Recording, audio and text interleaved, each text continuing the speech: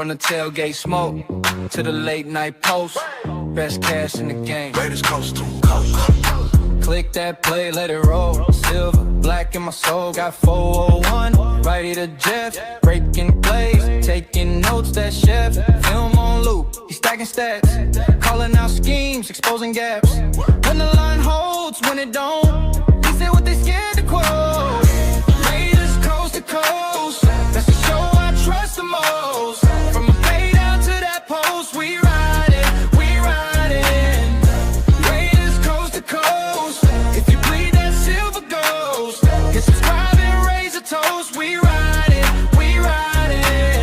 LV, read a 10, bring that flame. Live from the desert, loving this game. Stories from the stands, from the strip. Heart in the huddle every trip. They debate it, never fake it. Caught a draft pick, celebrate it when the shield shine bright on screen.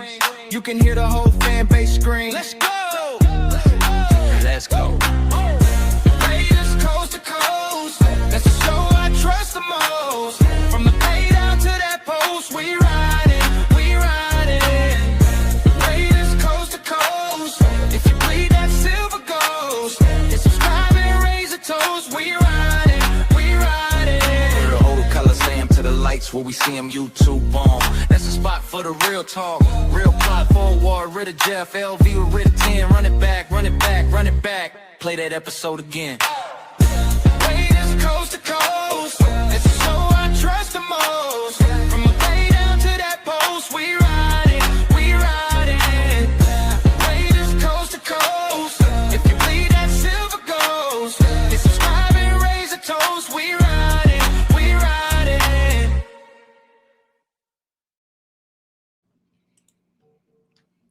Oh, what's up, Raider Nation? Welcome back to another episode of Raiders Coast to Coast with my guy next to me here, LV Raider 10, and myself, Yes, 41 sir. Raider Jeff. Make sure you guys hit that like and the subscribe on your way in. If you're on Nate's channel, make sure you hit the sub. If you're on mine, get over to Nate's. Message is pinned in my chat and my channel with Nate's link to his site, so you can get right over there directly from mine to his. So, how you been? Good. Very good today. Very good. That was a good show last night. That was fun last night. It was. It was a good show. A little better than I thought it was going to be. Chat was a little feisty last night, but that's okay. Okay. It's all right. I'm a big boy. I can handle it. So let's put it this way. So right now we're at the point where there's no more hiding. You know, we got the number one overall pick. Expectations are high. Pressure's real. Nobody really agrees on what the Raiders actually are at this point. Like, what are we doing? You know, are we definitely going to go with the quarterback? Are we going to trade? Are we going to look at it something different? I mean, there's so much now. I mean, the one thing that's strikingly, I guess, kind of makes me think a little bit more is now they went and they're going to Drew Aller's pro day now too. Mm-hmm. So why are they looking at that? I mean, what's I wasn't expecting them to go to another quarterbacks. If they didn't go to Simpsons, I'm shocked that they're going to Aller's. You know, is their thought of bringing him in as the third quarterback later in the draft? You know, I honestly, no? I don't not like the decision to go, you know, evaluate another quarterback, considering that Drew Aller's potential drafting spot is way late anyway. If we can do like an RG3 Kirk Cousins kind of thing where we draft two quarterbacks in the same year and, you know, potentially develop both of them, you know, if one of them turns out, then obviously that's cool. So I think that's kind of the approach. If they do draft two quarterbacks, it would be that same approach. It is interesting that they do go to Drew Aller's pro day though. To me, if you're dead set on Fernando Mendoza, I understand doing the due diligence, but attending a pro day kind of signifies something greater than that, don't you think? I think so. That's mean, why. Is there some other hidden agenda in there, or you know? And then Spy Tech came out and he said something today. that kind of made me think, I guess in his meeting or his interview with JT the Brick, he says, we've got 10 picks right now. He goes, I'd love to end up with more. So we'll see if we can make that a reality on draft day. Mhm. So is that meaning moving around in the second, third round, fourth round, or is that still a possibility of doing something with the number one? So, I mean, it's not outside the realm of possibility. I know people have been, screaming at us when we've said trade back with the number one, but I mean, it is definitely a possibility. Do you agree? I mean, I do agree. I think we'll know a lot more information once April 1st is over, because that's Indiana's pro day. Mhm. I think a lot more information on, insiders, and people are going to start talking about, hey, the Raiders didn't like, or the Raiders did like what they saw from Mendoza. And then obviously we're going to be able to see what Mendoza exactly did, and how he performed at his pro day. So I think we're going to get a lot more information after the April 1st, Indiana's pro day. Um, I, I, I still think obviously Mendoza is going to be the pick. We can, argue that back and forth all day and night, of yeah, course. no, I do too. I agree. But I think it would be obviously in their best interest to at least think about trading out, at least weighing their options, at least, seeing what the potential could be of creating a better all around football team, rather than, basically saying you have the number one guy at quarterback, which obviously we both don't agree on. But I think they are doing it behind the scenes, but obviously the pick as of right now, and I think we all can agree, is Mendoza. Yeah, unfortunately, but yeah. 805 even said it. He goes, it definitely means moving around in the first without question. What's good, fellas? What's up, 805? What up, 805? So speaking of the chat, let's check in with the rest of the chat. Let's see who's here with us tonight. We've got PNW Marks in the house. Raider Paul's here. Raiders.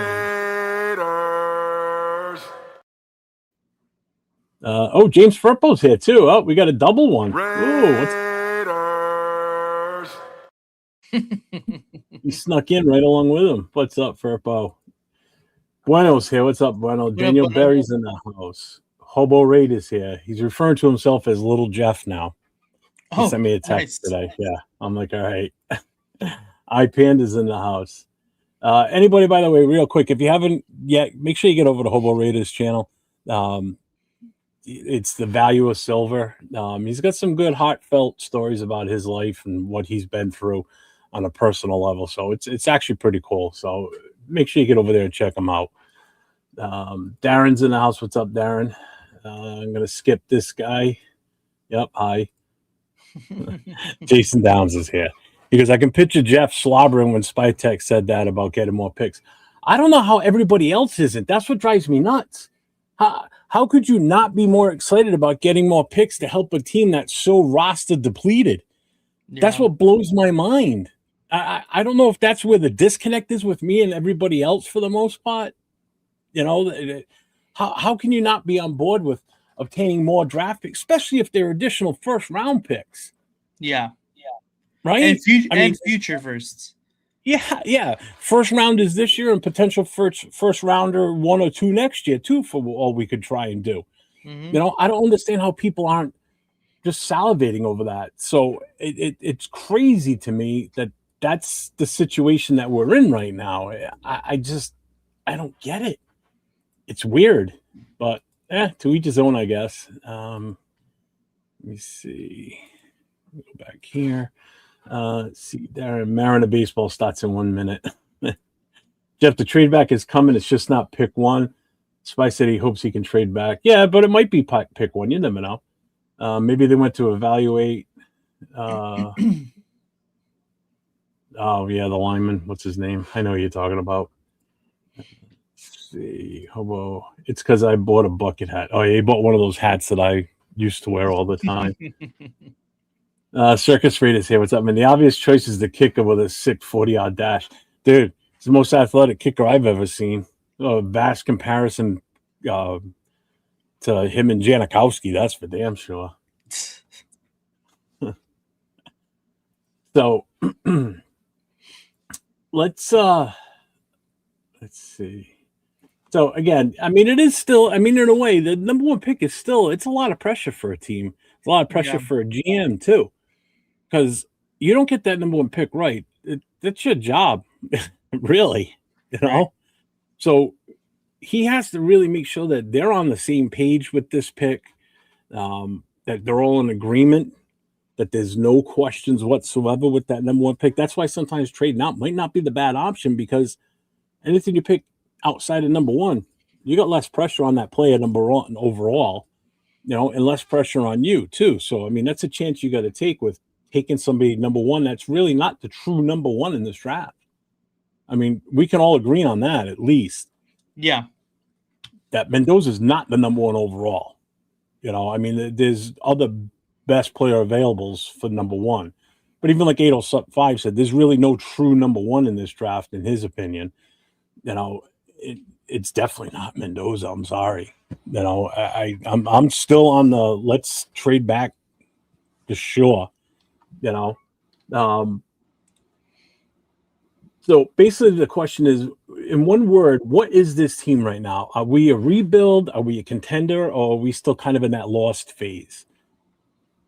I'm asking you and the chat, you guys chime in, say what you say, what you think.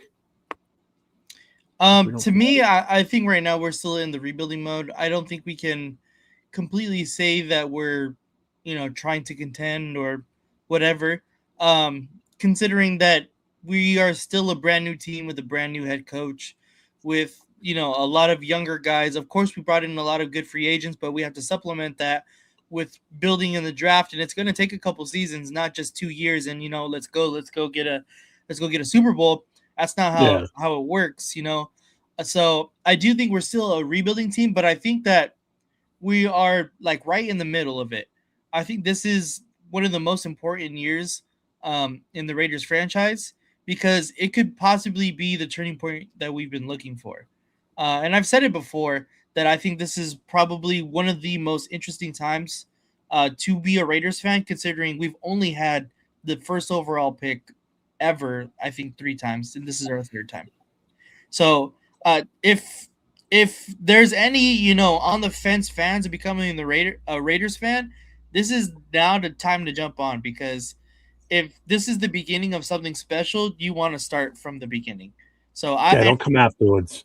Yeah, I completely believe that this is the turning point of this franchise, and I'm just excited to see where this franchise is headed, in which direction. So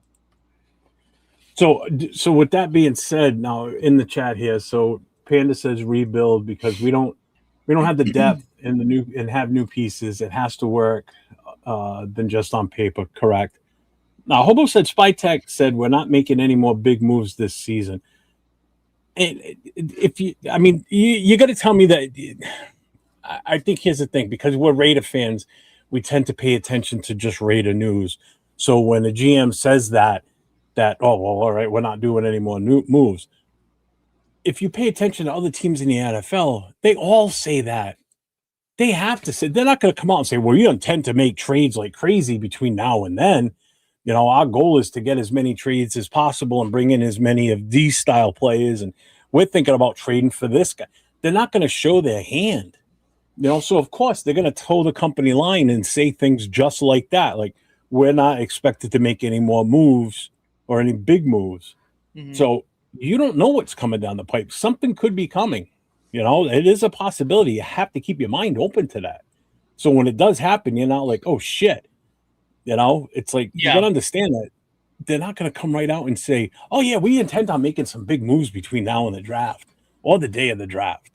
Everybody keeps everything close to the vest, because anything you say out loud could taint whatever it is you're looking to do, and that's not a good thing.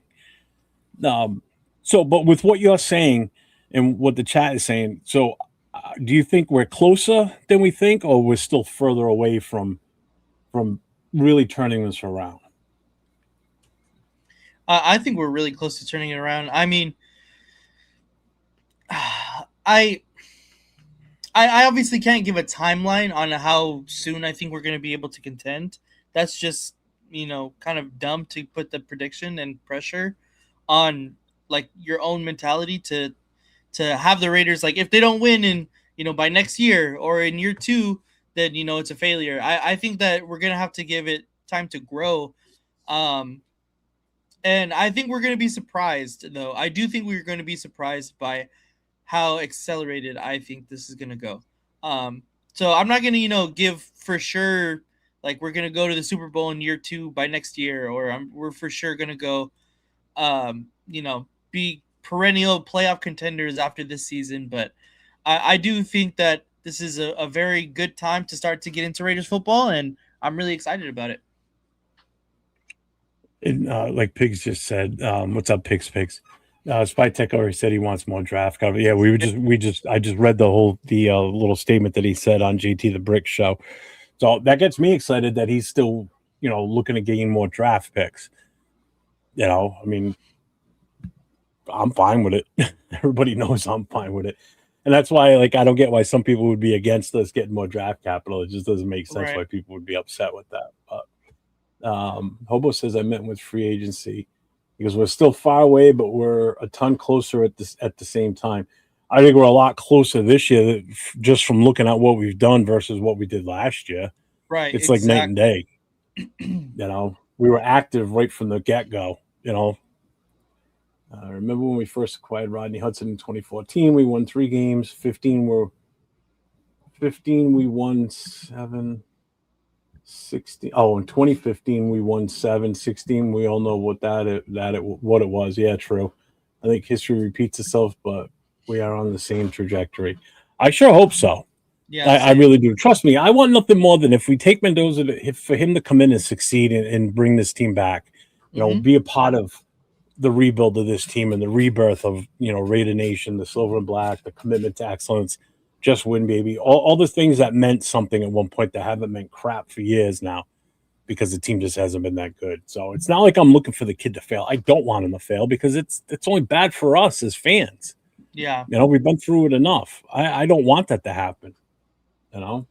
Spytech admitting he shouldn't have let go so many players walk last year. While that guy made me like him even more. Yeah, again, that's how you know it was Pete Carroll. We are close, maybe 2 years. We need more depth. True. I'm not going to argue that point. So with all that being said, so if we look at and we do a little war room thing right now, in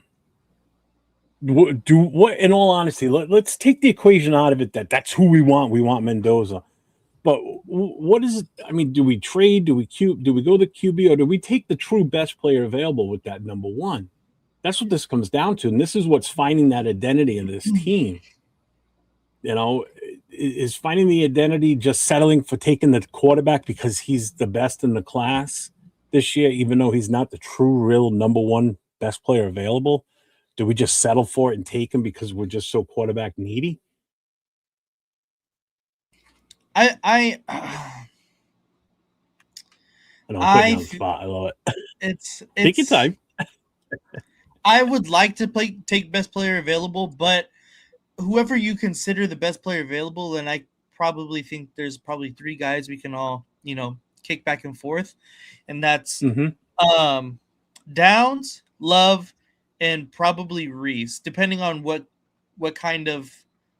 guy you want to go get, like in which position. But the fact that the quarterback position has so much value behind it is why Mendoza gets catapulted all the way to the number 1 spot, whether or not he's the best player in the draft or not.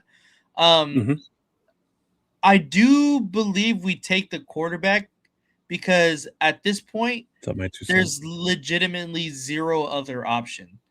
I could definitely go the route of us getting best player available if we had a backup plan, such as we had Joe Flacco, we signed Joe Flacco, or if we sign Kirk Cousins tomorrow, or if we have someone that we feel comfortable enough to start some games, maybe not be the best quarterback, but be serviceable at the very least. A true bridge quarterback. Um, I think that's I think that's the only way we pick.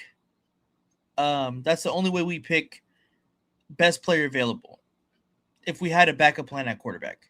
So at this point, we don't. So that's why the quarterback is going to go first. And I don't see us, honestly, at this point, either getting the backup quarterback. I think it might be ended up being AOC.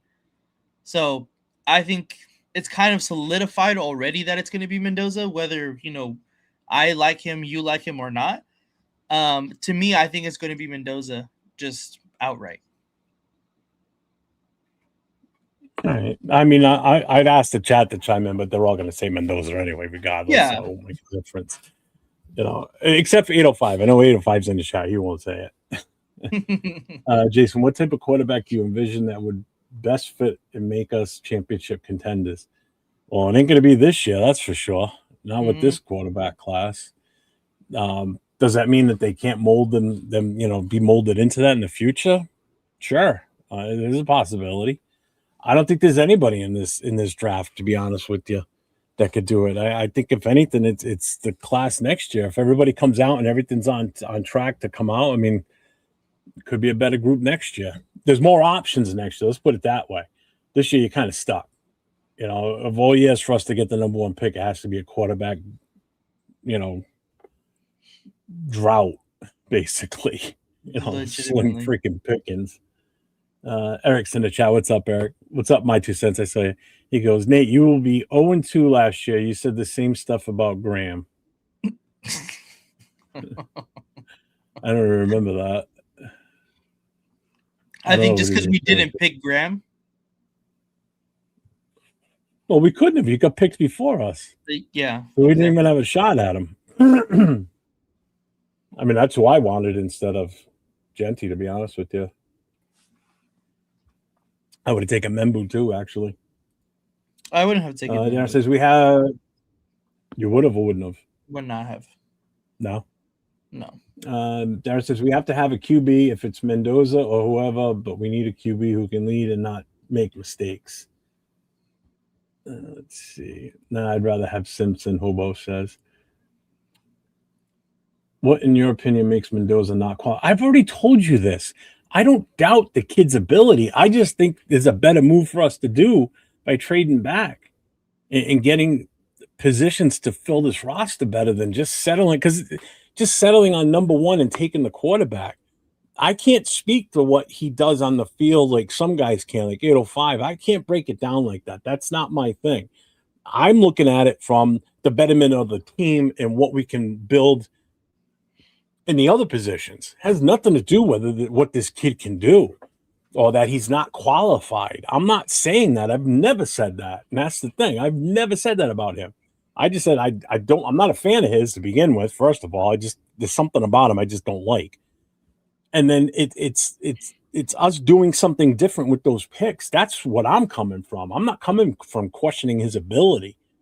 I don't follow it that much like that. I follow it more for improving the overall, whether it's taking a wide receiver, taking a linebacker, defensive tackle, whatever. Nate, do you want to take this question too? For me personally, it's definitely the RPO stuff. And it's again, it's the under center. He didn't play basically any play under center. I am not completely convinced that he has the the processing power that everybody claims he has running the RPO system as often as he did. It's a 1-2 read system. So that I'm not completely convinced about that. I'm not saying that he obviously can't adjust, and RPO quarterbacks have had success in the NFL even recently. But I'm just saying those are my knocks on him. And the RPO quarterbacks that have came out, the biggest one, the most successful one has been Josh Allen. And he took 2, 3, 4 years maybe to really develop into the Josh Allen that we see now today. So it's either way, whether we pick him or it's another quarterback that we take, it's still going to be an uphill battle for the Raiders. And as far as roster building as well. So, either way, whether we go the quarterback, we're still going to have to build the roster around him. I understand Jeff's point to wanting to get more draft picks and solidify the team around us first, but I can also see both sides of the coin in the fact that we haven't had a solidified quarterback position. That's why I've kind of toned back my, let's trade for sure, because I do understand that part as well. We don't have a quarterback. We haven't had one in over 4 or 5 years. So I understand getting that solidified kind of helps iron out the rest of the issues around the roster. So I think either way, I have full trust in Spytek, in Brady, in Clint Kubiak, in developing this team and their image, and I really do think that this is going to be a turning point, like I've been saying. So either way, I think I'm okay with it's. I just hope everybody understands that taking Mendoza is not going to be the end all be all. It's not going to make our franchise a Super Bowl contender for the upcoming years, and I think that's what it seems like everybody is saying right now. And that part just doesn't make sense to me. Oh, what's up, Nabman? Nabman's in the chat. I thought Jeff said he doesn't not like Mendoza. Yeah. Nabman says, Nate, what film you watching about Under Center? Exactly. Which tape? Under Center. So basically what you're saying, Nate, is there is none? There's none Under Center. Okay, Nate, watch UCLA game. He made some progressive reads. And I'll go watch, the UCLA game, sure, but I can guarantee you that a couple of reads isn't going to sway my, opinion on it. 805 says, taking a player out of desperation is the easiest way to overdraft a player.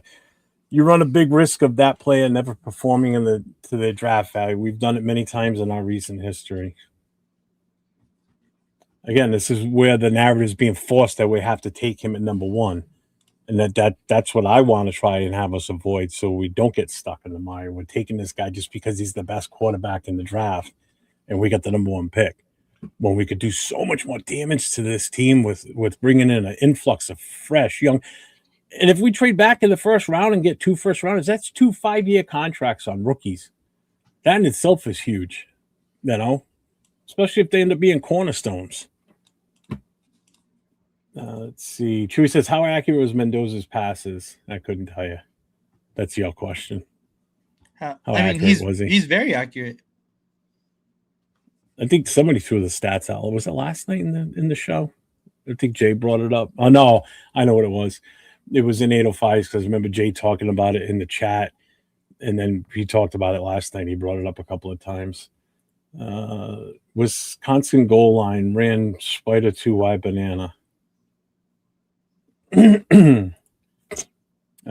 What's up, brother? Welcome in, man. I just want to see good football from the Raiders. Exactly, and that's what I want too. We all want it. That's why I said if we get Mendoza, then we get Mendoza, and we just hope for the best. I don't want to see him fail. Wide receiver one and a solid right tackle away from competing on offense. Defense needs chips. Mendoza, yes, under center at about 3%. Jaden Daniels was 5%. Yeah, but Jaden Daniels is athletic. That's a big difference, though, too. I wouldn't worry about. I don't know. I don't want to talk out my ass on quarterbacks. Let's see. To be clear, Raider Rundown blocked me earlier. Nate, you need film. It's easily available. I can show you one of them. The one that won the national championship. He wasn't under center. That play. If I'm not mistaken, he kind of had free reign the whole first half because a certain particular play wasn't out there. It had a tougher time in the second half, I think, if I'm not mistaken. Fuck them draft picks. Go all in on Mendoza. Pressure makes diamonds, baby. so, so Rundown blocked him. That man said yes, he was. But that's funny because I'm watching the play right now and he wasn't. But on that run, yeah. All I know is when I've watched the film on certain shows, and when I did the look at for defensive tackles, and I did the search like I explained to you how to do it last night, right, on YouTube. It was all I'll add this in here. Does that look under center? No, unless he, I don't know. Yeah, that's definitely not under center. He's a quarterback. I'm sure he can take a snap on the center. I mean, yes, he can take a snap under center, but I'm saying like reading a defense, doing play action, everything that comes after taking the snap is what's difficult about playing quarterback.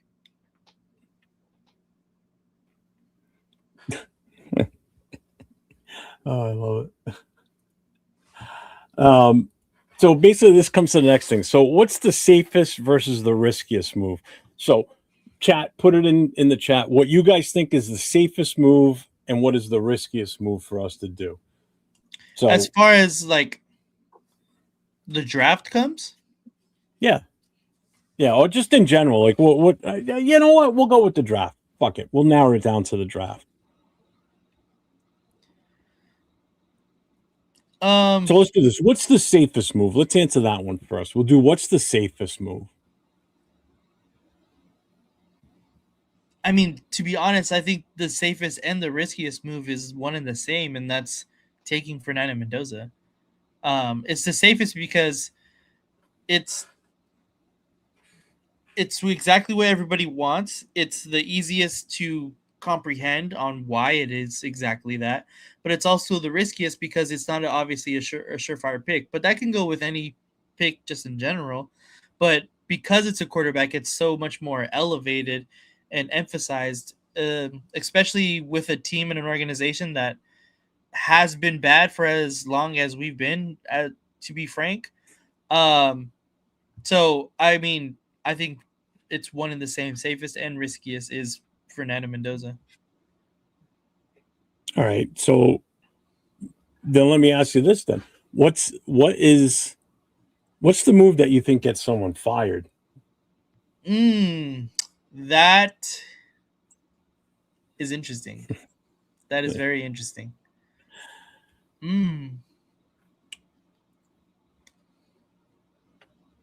At this point, I don't see Spytek. He just seems like a much more level-headed GM than we've had, and he doesn't take the absolute risks that other GMs have taken, like trading for Antonio Brown or risking the first and second for Devontae Adams, or trading picks here and there.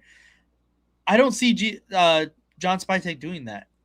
To me, the only way he would get fired is like trading the first for absolute bullshit, or trading it for a player that we don't necessarily need. Like, that's the only way I can really see him getting fired, because I think he's kind of established himself already as a good GM. Obviously, we have yet to really see the product on the field, but I think everything that he's done so far, we can all agree have been good, or at least look good on paper. So I don't see him getting fired for anything crazy. Like, I don't think he can make one move that will get him fired. I think it's going to be after, seasons upon seasons of whether that's not hitting on draft picks or not, or spending too much money in free agency.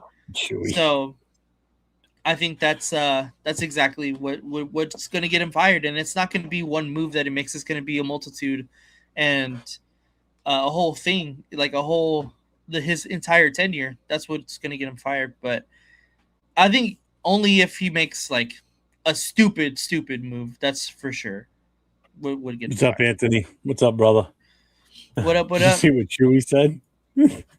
He's Cuban. He's Cuban. And then he says Mendoza's going to bring us the Super Bowl in his first year. You can get out of here right now with that. That's crazy, man. What the fuck? Um, so you're the GM, chat. You're the GM. What are you doing? What's your? You make the move. You know, are we going QB or are we trading?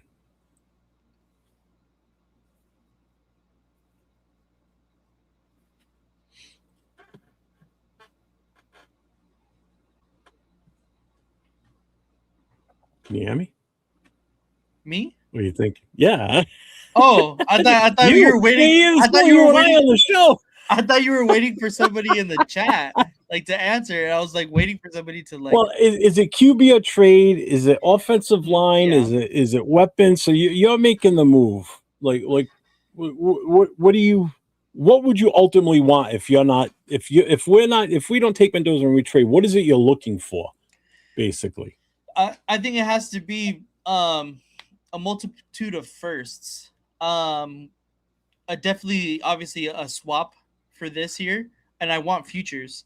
Whether that's 2 firsts this year with the swap, and then an extra one, and then one next year, or the swap this year and then 2 futures next year. Like hypothetically, if the team holds two ones next year, but to me, it would have to be a multitude of firsts. That's the only way I trade out of this pick. Is you get futures as well as multiple this year. That's the only way I do it. But I think, like we've been saying, it's going to be quarterback. It's going to be Mendoza. So Jesus, the GM. the GM I high 805. Then I trade back and take Ty Simpson. Then I fire Jeff and promote me to assistant secondary coach. I'm down. I'm Why with would it. you? All right, so you take Mendoza 1, then you shop the 36. What are you shopping? Which way? Are you looking to move up or move back? Why are you That's a getting good rid question. of the 30? Why would we get rid of the 36? I wouldn't want to get rid of that. I'm not moving back in the second round.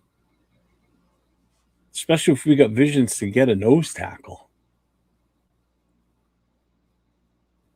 Right? I'm not getting that one. They say Tyson. Yeah, Ty Simpson. So all right, you make you make the move, rookie or veteran QB, to go along with AOC and like the third QB. So we take Mendoza. We have AOC on the roster. Are we going to take a third QB later in the draft, or are we looking at taking bringing in a veteran? So because as of right now, we haven't done anything. Right, the guy that I wanted has already been signed. I wanted Joe Flacco to be signed. I felt like you can feel comfortable enough to start some games in the beginning of the year, but then be able to accept the role as a backup, as a mentor, as he's doing right now in Cincinnati. He understands his role. He understands he's a backup. He understands that he's not going to be the number one guy. He's there to step in when he needs to, and he's going to produce as best as he possibly can when he needs to, and he's done very well at that position. So I really wanted Joe Flacco, especially because he's so cheap too. They got him for very, very cheap. So that's the one guy I wanted. If he was still available, I'd say veteran quarterback all day, every day for sure. So right now, I think I'm kind of leaning a second rookie quarterback because I really like the guys that are going to be later in this draft, like Cade Klubnik, Taylor Green, and then, of course, Drew Aller, who we're going to go see too. I like those guys later in the draft, and I think it's obviously a lot less risk. And if you feel capable enough with Clint Kubiak's offense, his offense, the quarterback coach being able to develop, as well as Clint Kubiak being able to develop a quarterback as well, I think if you draft 2 quarterbacks, I think you're kind of on the way to at least hitting on one of them. So at this point, I think I like going towards the rookie quarterback route. Okay. I do too, in a way, because I don't want to spend that kind of money for a veteran. That's my take on it, which is why I was never in favor of like Kirk Cousins. And the only way I would have brought anybody in is anybody that was cut but is still getting paid, but not going to ask for a shit ton of money. And first of all, Kirk's going to want to come in and he's going to want to come in and start. Yeah, because he still thinks he's capable of starting, and then that's just going to cause drama. And it's just, we don't need that shit. That's the last thing I want. I want, if we're going to bring in a rookie and he's going to start right away or whatever, that's the other thing. We bring him in, who knows what's going to happen with him? Is he going to start right away or is he going to sit? There's still no telling on what's going to happen there with that. So what was in the chat? There's something I missed in here. Let's see. Yeah, Anthony says I like a vet like Kirk. I mean, he's really one of the only ones out there, to be honest with you. Yeah. Drew Al is going to be a second rounder. I don't know about that. Yeah, I don't think so either. I think he's going to. I don't know. It depends on his pro day, to be honest with you. If he has a decent pro day, it could change things. I remember Flacco saying a while back that he's not a mentor. That's why teams hire QB coaches. Dude doesn't want to help teach a rookie. He's all about himself. Didn't you just say the complete opposite of that a few minutes ago? Yeah, I seen Was that about Flacco or was it someone else? That's about Flacco. But he said in an interview when he signed back with the Bengals that he understands a role in the NFL and he's gonna play in his role.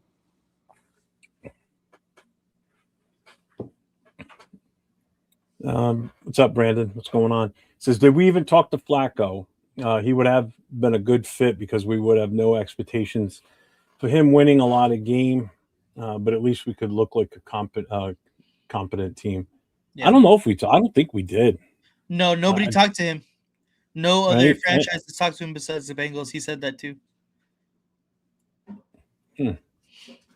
Let's see. Jason says, I don't want next year as a target for franchise QB, too risky. Like who? Cooper Rush? No, not Cooper Rush. All right. So where were we with the banners here? So we already did that. So does it? And this is the question that I kind of had too: is the win or win now, or are we still legit in the build mode? For me, I still feel like we're in a build mode, but there are some people out there that think we're in a win now phase. And I think it's just the excitement of all these free agents that we brought in. I'm still 100% on we're in the build. I don't think we're in a win now mode. If we do, that's great. I mean, where do you think we stand in this right now? Wait, you kind of cut out a little bit. Say that again. Did I? I said, where do you stand with this right now? Do you think we're in a win now, or are we still in a build? And I said, a lot of people might have misconstrued being in a win now because of the moves that we made in free agency so far. It makes it look like we're building a team of immediate starters. Now that Max is back, that changes the defense even more now. So what are we really missing? So are we kind of projecting towards a win now mode, really?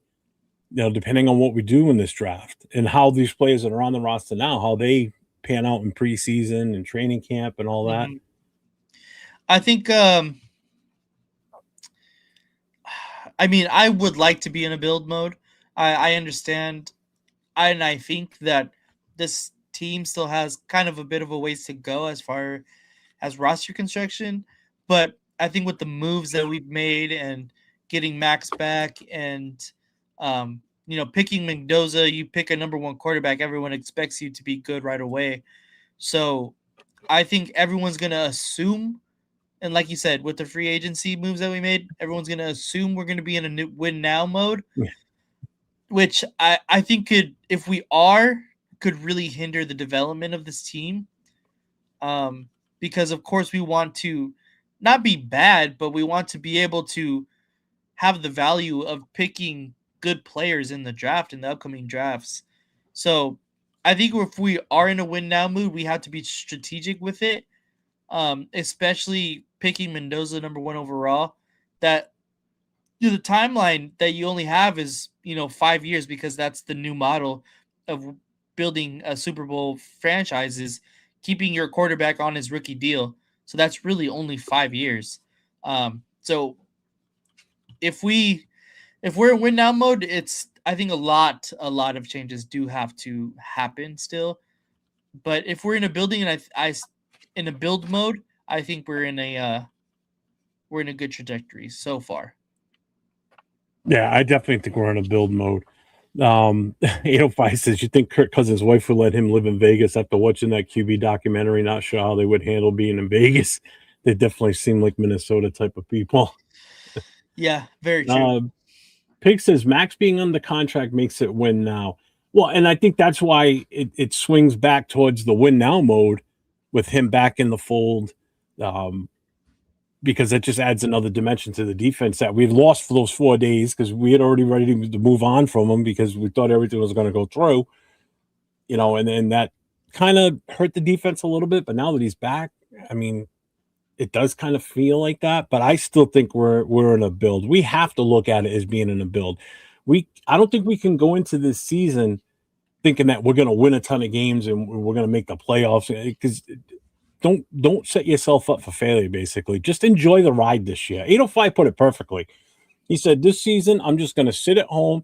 I'm going to enjoy the games. He goes, what happens, happens.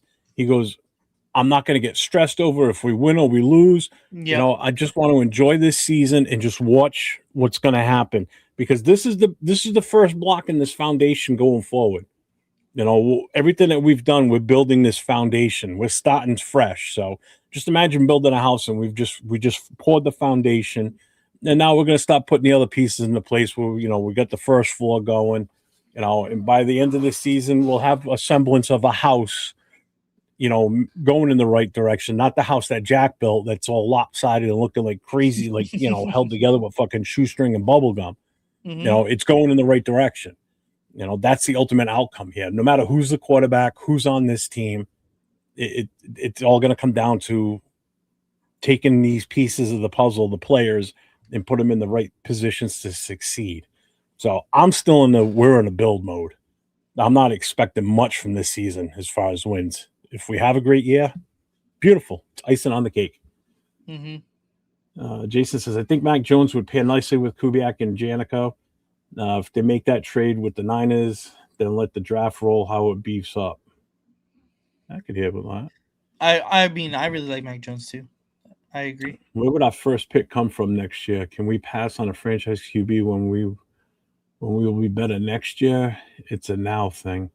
See, I don't think he's a franchise quarterback. That's my thing. That's the one negative I have on it, is I don't think he's a franchise quarterback. I'm sorry. I can say I don't see. Win versus build, what would be different? I don't know. Factory, we have half stock side of both sides. Yep. What's up, Israel? What's going on, man? Cannot pass on number one pick in this mode, regardless of who the QB is. Clearly, the team is better. Staff is better. Can expect to be in this position after this draft. No, and that's ultimately the other goal, too, is to not be in this situation. Like, I don't want to pick first overall next year. Nobody does. Right. It sucks being in this position, because you pick number one for one reason and one reason only. You're the worst team in the league. Mm-hmm. Who wants to go down is known as, last year we were the worst team in the league. So you don't get the number one pick because you win the Super Bowl. Although that would suck if it was that. Remember that? If that was your prize at the end of the year, you win the Super Bowl, you get the first pick. What the fuck? Patriots will still be winning Super Bowls, bastards.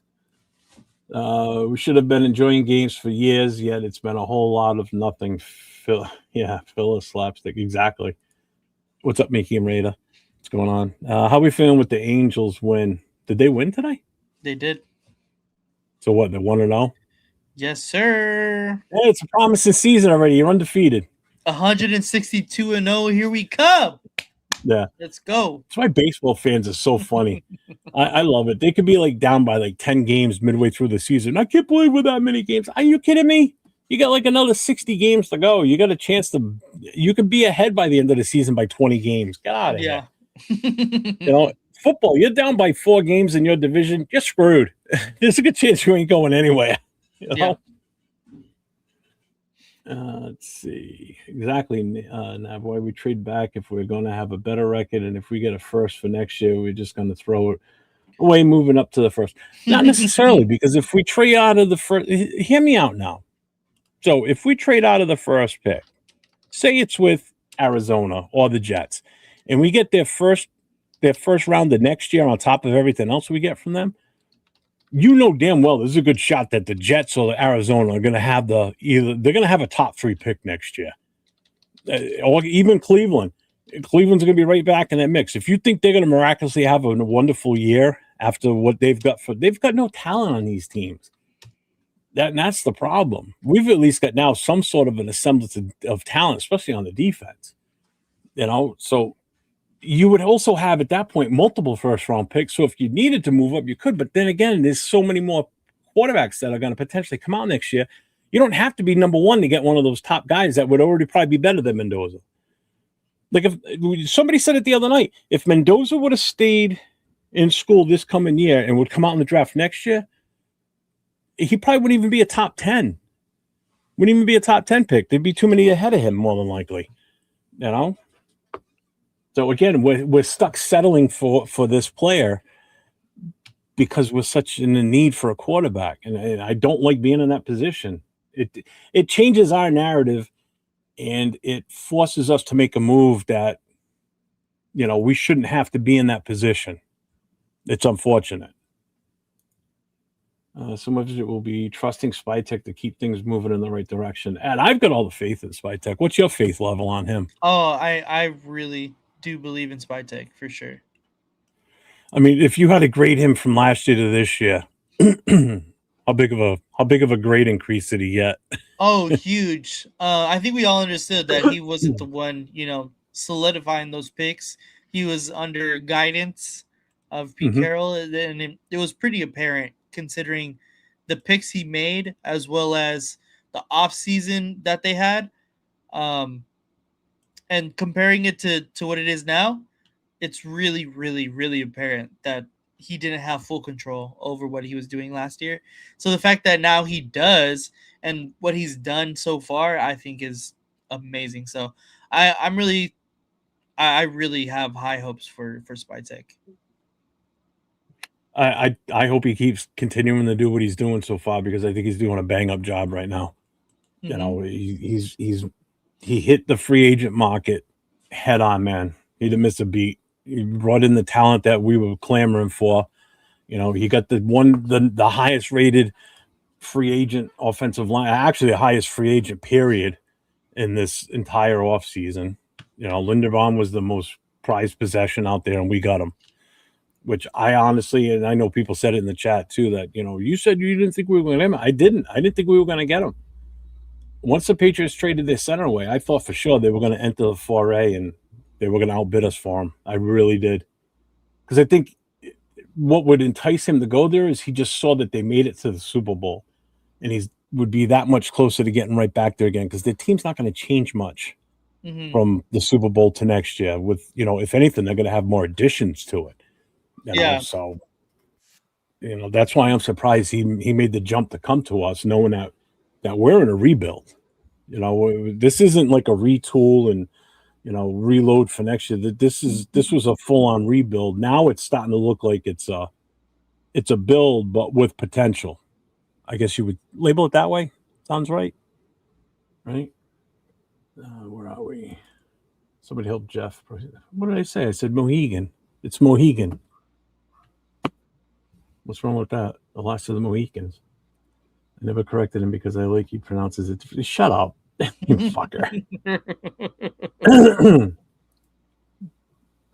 Let's see. Jets on the other hand, but it's not even guaranteed Jets want to trade up. No, it's not. But again, it's a chance you got to take.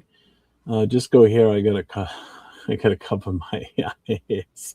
Wow, what's the matter, Rosetown? What's up, man? Welcome in. I got to catch up on the chat. Sorry, guys, that was a legit question at this point. How would the approach change? We're done with free agent, and we're almost definitely drafting those. I'm trying to get that started and whoever else. Did I misread his question earlier then? Let me go back to it. Win now versus build, what would be different?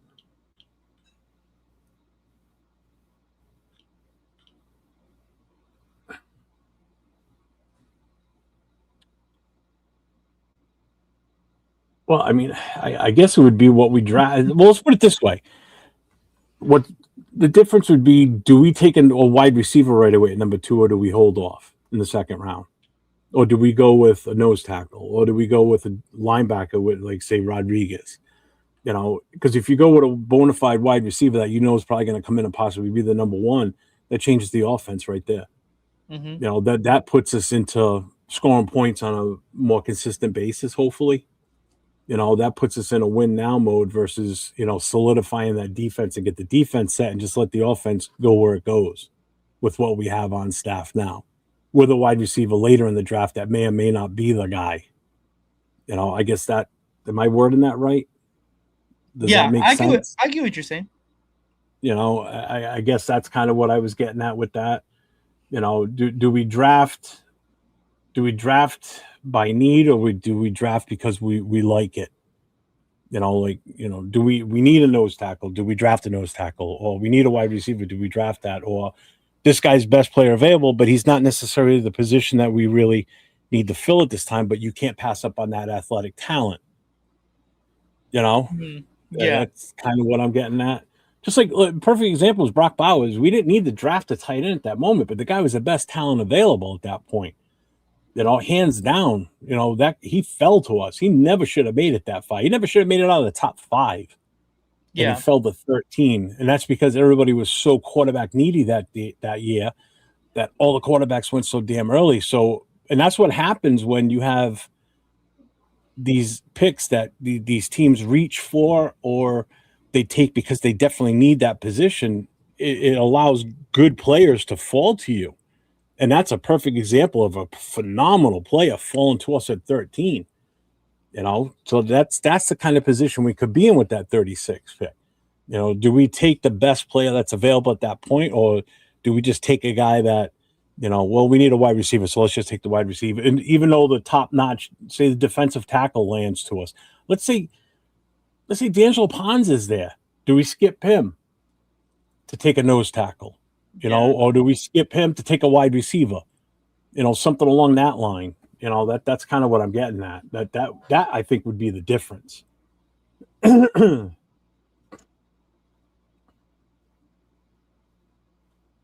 Let's see. Mendoza wins the Heisman, goes undefeated, and wins national champion. Why would he come back to college? Because he could. He still had a year left. He could have. That's what I'm saying. He could have. I didn't say he.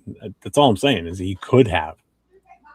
Let's see. We should have signs in front of the Raiders facility saying, "Hey, Tom, since you are showing off in flag football, put your pads back." Yeah, okay. Not happening. What's up, Manuel?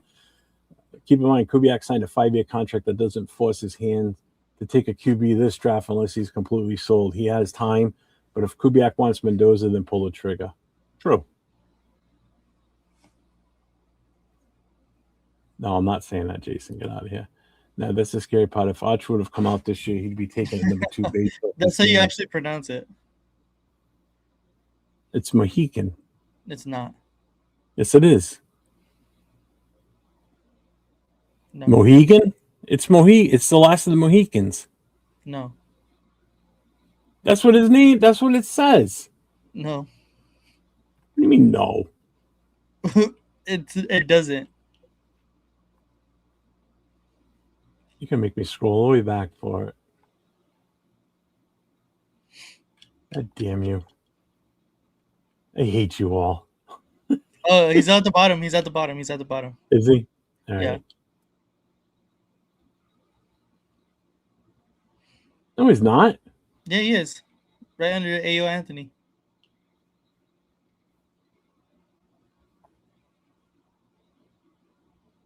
I don't see it. Oh, there it is. Yeah, it's Mohican. No, it's not. Trust me, I know it is. It's the last. You never saw the movie The Last of the Mohicans? It's the same thing. Then what is it? Then you say it. It's Michoacan.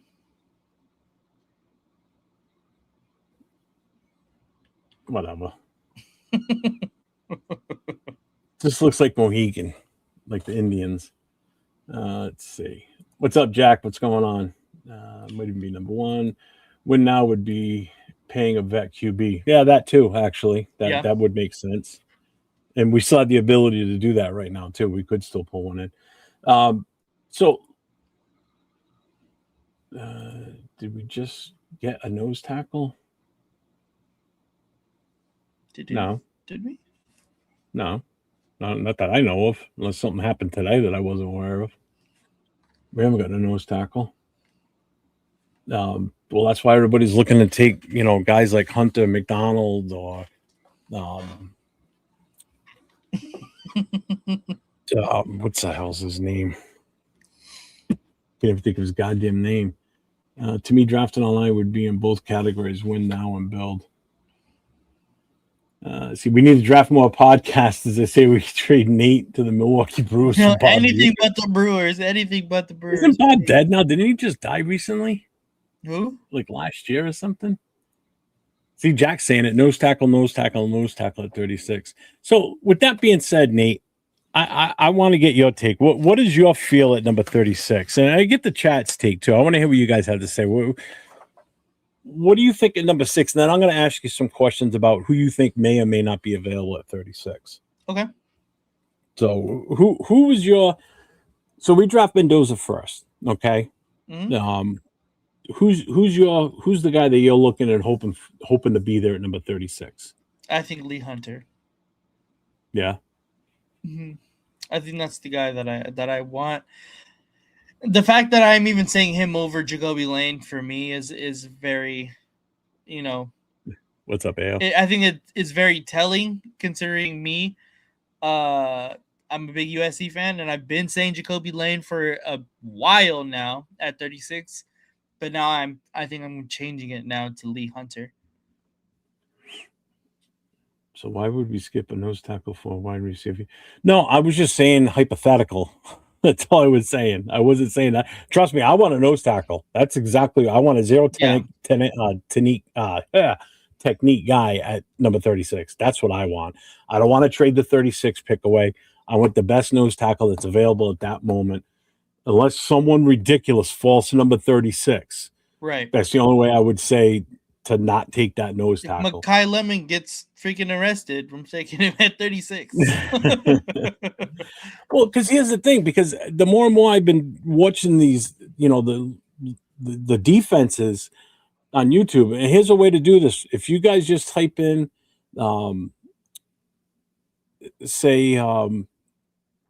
Texas Tech defense versus, and just hit enter in YouTube, it'll show you just all. It'll give you all the options of all the teams they played this past season, and it'll only show you the defensive plays. So it tends to be like maybe 15 minutes long, but you'll see every single play from the defensive side. So you can key on like Hunter and watch him specifically and see everything that he does and get a better feel for him. And there's two others that kind of come to mind later in this draft. If we don't get, say, McDonald or Hunter, Coleone's one that's kind of caught my eye, and obviously Orange, Big Citrus. He's another guy that's kind of, I think, would fit kind of nice too. These are big guys that are, they'll plug up that gap, and that's what you want them to do. Mm-hmm. A 5-year contract doesn't equal desperation. It says you have time to develop the roster in the way you see fit. If you like QB, then go for it. If not, build it the right way. I can live with that. If we probably will run more 5-man fronts than 3-4. Why can't we wait for a nose? Because these guys, that's the one thing this draft has, is some really good nose tackles. And those are the guys you don't want to miss out on. What's up, Travis? What's going on, man? Let's see. You're the worst Argentine. Well, unfortunately, I'm not Argentinian, so if you would be correct, I am the worst. See? Mohican, whatever. Kwity Paye is not a big defensive tackle. Yeah, I know that. I heard someone say that they could put him at nose tackle, like put him right in the middle and plug up the middle. I mean, Kwity Paye is not a nose tackle. No, he's near the size of a nose tackle. He's an end. He's an edge rusher. He's not a nose tackle. I know I heard it, but whoever said it, that's absolutely the most ridiculous thing I ever heard. Let's see. At 36, I'm trading back unless McDonald falls. Everybody's saying Miller or McDonald. Miller. What Miller are they talking about? McDonald or Liana? Who's he talking about? Who's Miller? Christian Miller? He ain't gonna be there. I think his name is. Why is that name skipping my head? Defensive tackle? Oh, there he is. Yeah, 31 from Georgia. What's his deal? Why is he not? Let's see. Isn't quite the caliber of a DT prospect we've seen from Georgia in past years, but he's still a very real early round candidate with an NFL trans table superpower that underpins his game. All right, so just based on what I'm reading there, I don't know. I'd rather go with one of the other guys. I want McDonald, not likely. Christian Miller, if he's there, but I really want Big Citrus. I kind of like that guy, man. If you watch film on him, he's pretty damn good. Lee Hunter described massive presence. What's up, Mike Guerra? What's going on? How far do you think? I got a question for you. Now I've seen this a lot too. What's your take on taking players from so we take Mendoza, right? What's your take on getting players from Indiana, like the wide receivers, Coogan, just for the familiarity with Mendoza? What's your take on that? Do you think that's a feasible move? I don't care about Indiana players unless they're the best player available. Wasn't expecting that, but okay.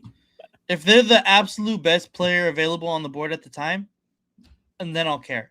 But for the most part, they're not going to be. Unless it's Mendoza. Mendoza's the only one that's going to be possibly best quarterback available, which we're obviously going to take at 1. So every other Indiana player, I'm honestly not super high on. I mean, I like Surratt. I think Surratt later in the rounds, I wouldn't be upset at. But yeah, I mean, just for the fact because they know each other, that's stupid. That doesn't make any sense to me. We're trying to build a football team, not a fucking Boy Scout club. You know what I mean? Like, you don't want another frat house. No. Nabby with the $5 super chat. Thank you, my guy. He goes, explain to me like I'm a 6-year-old when you say rebuild that you want a nose tackle at 36, but not the best QB in the draft at number 1. Just trying to understand. I don't know what to say other than the fact that it's a position we don't currently actually have right now on this roster. We don't have an actual nose tackle, a guy that can actually come in and play that position. We have guys that we think we can put there and will do a decent job, but we don't have a guy that's actually been there, done that type of guy. So that would be a need. If you want to run a true 3-4, we need that nose tackle, because without the true zero technique guy in the middle, a 3-4 is not going to operate properly. So we're going to just say, oh, let's put Pegues in there, or let's put Butler in there, or let's really fuck around with Lakitasi and let's move him back from offense to defense and put him in the middle because he's a big guy. It's not that simple. You have to have a guy that's going to be able to handle that position, especially if you want this 3-4 to succeed. What do you mean at 36? That's crazy. 36 is not crazy. Where do you think Hunter's going to fall? Where do you think these nose tackles that are going to be highly valued are going to fall? They're going to fall around that pick. that's the whole point of sticking with the number 36. Because after the 36 pick, if we move back, we ain't getting a shot at one of those guys, and we're gonna have to go with hope that a Corleone's there, or hope that Big Citrus is there when we pick again. That's the problem. This is our chance to get that guy. I know at one point Jacob Rodriguez was the big grab at number 36, but everybody's fallen off and fallen away from that because of who we brought in during free agency. Exactly. Prior to that, if we didn't bring in those two linebackers, if we didn't bring them in, Nakobe Dean and Clay Walker, and you take a guy like Rodriguez at 36, absolutely. But now there's not an immediate need for that, because now you've got two guys that can handle that. You've got two bona fide stars sitting there now. So without that zero technique guy in the middle, that defense is not going to operate like you think it's going to. That's the problem. That's one unit that we could fix and have a solid unit out there, is the defensive unit. Then the question mark falls on what's happening on the offense. So yeah, we might need a corner, but remember, if you have your strength up front and that 3-4 up front, and they're putting the pressure on everybody up front, on the quarterback and on the line, and the quarterback's timing is off, you don't need superstars in the secondary. You can have average guys to better than average guys back there, and they're going to be able to do their job, because plays aren't going to be able to develop on the field if they're getting in the quarterback's face. Then that defense is doing the job, because now you're going to have Quiddy Pay on one side and you got Max on the other. This defense is already completely different. Before Max even came back, the defense was completely different. He came back and it just got even better, because now he's going to not have that constant double team. He's going to be able to be a little bit more free. He's going to move around more. You're going to see a different defense this year. So put that guy in the middle, you're really going to see a different defense. That's the whole thing with that. I mean, I don't know if you're feeling different on that, Nate. If you want to take on that, go for it. No, I think you've said it perfectly fine. I completely agree with what you said, and I mean, I don't think it's the fact that I think you're holding too much weight on the quarterback position in that question. It's the fact that we want to build the entire team. No, I'm saying, yeah, no, man. It's the fact that we want to build an all-around team. It's not just the quarterback position. Of course, the quarterback position is the most important. I'm not trying to diminish that point, but I think that it's important to have an all well-rounded team just in general. That's why I would want a nose tackle at 36. And then moving off of the number 1 just gives us more opportunities to build a well-rounded all-around team. But yeah, that's just my thought, at least. So Nav, you said to what I answered. Well, what would you rather do at number 36? I know you want to trade it back. I don't understand the trading back from 36.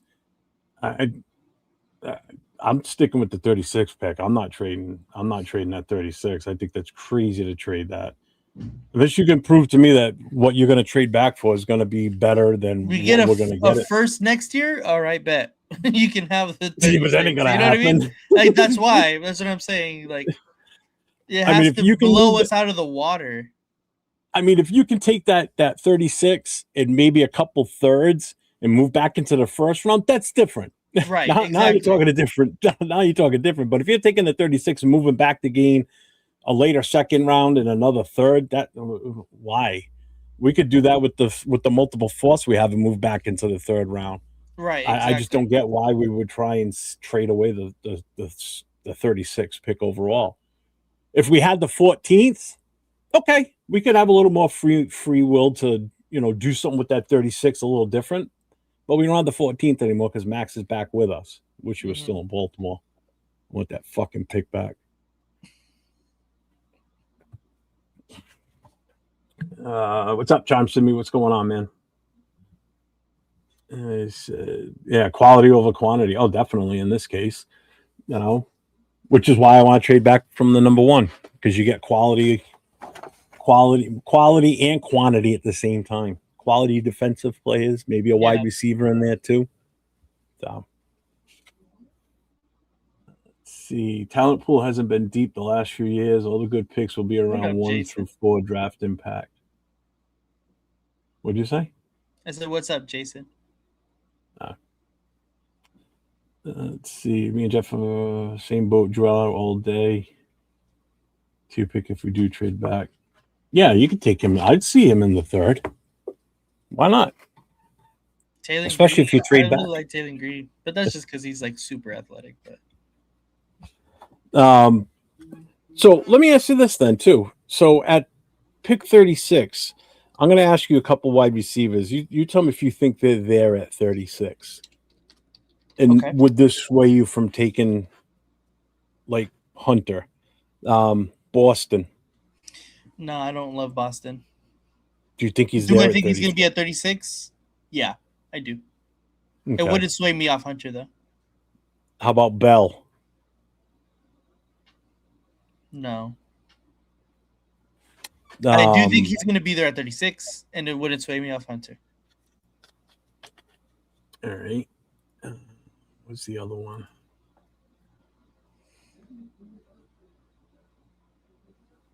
Where do you think like Bernard goes? Jeremy Bernard, I think he probably ends up going in the 3rd round. So I know your main wide receiver is you want Lemon in the worst way. Oh yeah, I mean, if we had the opportunity to draft Lemon, I think that would be. I think that completely changes our offense, like completely. Especially with the addition of Mendoza and Lemon, then I think that just puts us on an insane trajectory that accelerates our offense just enormously. It But obviously now that we would have don't have happened if we still had the 14th. that's why now that we don't have the 14th overall pick, I mean that's why I think Lane definitely can be that guy. I think Concepcion can be that guy. I mean, I know a lot of people are high on Boston. I don't love his play. I think he's still going to be there at 36. If we were later in the second, I would definitely take a chance. But I uh, I wouldn't be swayed off Hunter if Hunter's there or another defensive tackle at that spot. Right. So Bueno, he's not saying round 2. He said day 2. Round 2 and 3 are day 2. mhm. So day 2, Alec could go, which is like 3rd round, not 2nd round. He said day 2. No, I wouldn't take Aller in the 2nd round. Unless he like blows it up at the pro day and news comes back that he just had such an amazing day and everybody's high, all these scouts and coaches that were there are high on him and that moves him up because that'll move him up the ranks too. That could be different. If we're going there, and obviously we're going there for a reason. So if there's enough hype on him and we think that we have to make a move on him to do it, then you might want to trade to 36 and move back and possibly still get him in the 2nd round. That's your possibility, but I wouldn't move back out of the 36 just to move back and gain more picks. Not without a plan. Because without a plan, the plan should be we take Hunter, we take McDonald's, we take one of those guys at 36. And just like Jason says, I'm almost thinking wait on wide receiver and get nose tackle or DB at 36, then go number 1 and number 2 wide receiver next draft after we built the line more. I'm not against that either. I'm not against that either. I know it's going to be a pretty good wide receiver draft next year, so I'm not against it. Let's see. Teams who drew Allers during his pro days are Raiders, Rams, Steelers, Saints, and Dolphins. The only one that really doesn't truly need a quarterback right now is probably the Rams, but they're getting ready. That's the thing. Yeah, exactly. They're getting ready to bring a guy in to take over for Stafford when he's on his way out the door. So Clark asked, can Boston, this is a question for you all day long, can Boston be like Cortland Sutton? Honestly, I think this might surprise a lot of people, but I really like Cortland Sutton. I'm not really sure why, to be honest, but I really do like Cortland Sutton. I don't think Boston can be Cortland Sutton. I think their play is a little bit different.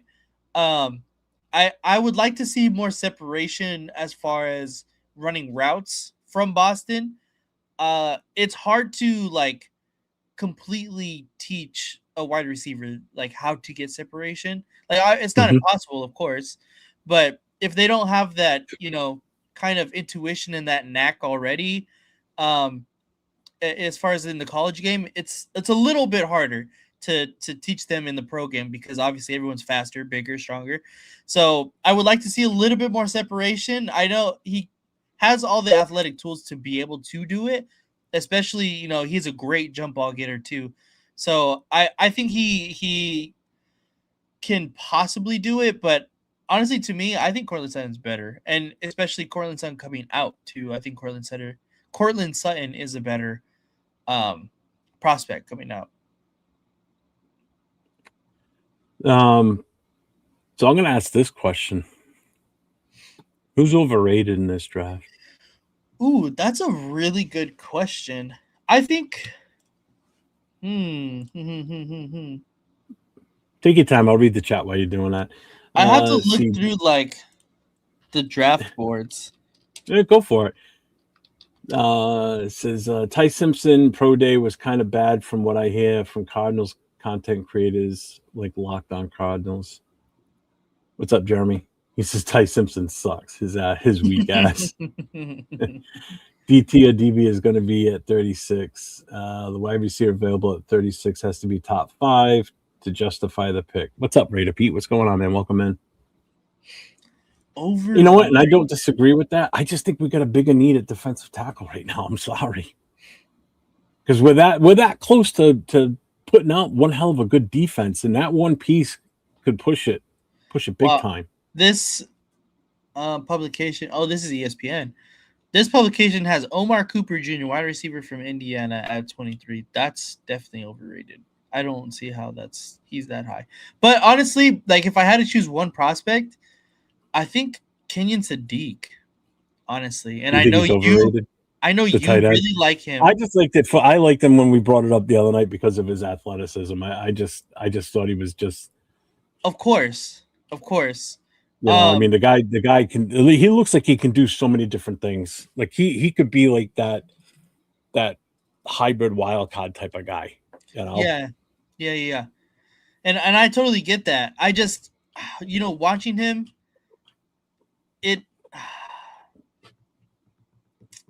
it's tough because you see all of the qualities there. Like you see, the strength, the height, like it makes sense. And then obviously he tests extremely well because of how athletic he is. I just don't think he's that great of a tight end. Like I don't think so. Like if you compare him to like he's getting compared to Kyle Pitts, I've seen, and of course if you want to compare him to Brock Bowers, the way that Pitts and Bowers played in college, like you could definitely tell they were going to be good, or at least, I mean, Pitts isn't very good, but he was probably one of the highest rated prospects at the tight end position ever. So coming in, you could tell that they were just really good players. Sadiq doesn't really give that kind of to me. Like you can go watch his highlights. Obviously, they're going to look good, but I don't know. It's just something about Sadiq that I'm not in love with, honestly. Alex says, have the Cardinals podcast have a talk with 805. What to talk him into taking Mendoza? Yeah. So they could trade with us. Jason says QB, nose tackle, DB, free safety. He wants 2 free safeties. I wish we could take Caleb Downs. I really do. I wish we could, but Caleb Downs is nice. I mean, we could if we trade. It's the only way. What the fuck, man? Ain't that warm out? Yeah, how the fuck did that get in the house? Fucking freezing out there. These fucking bugs are making their way into the house already. Fucking flies and shit. If I says Cardinals podcast can keep that energy. So what? Where did I end? Who's overrated? So you're going with Sadiq, right? Yeah. All right. I'd love to say what I really want to say, but I won't. I'll be Mendoza. nice. um, if I had to pick someone that I think is overrated,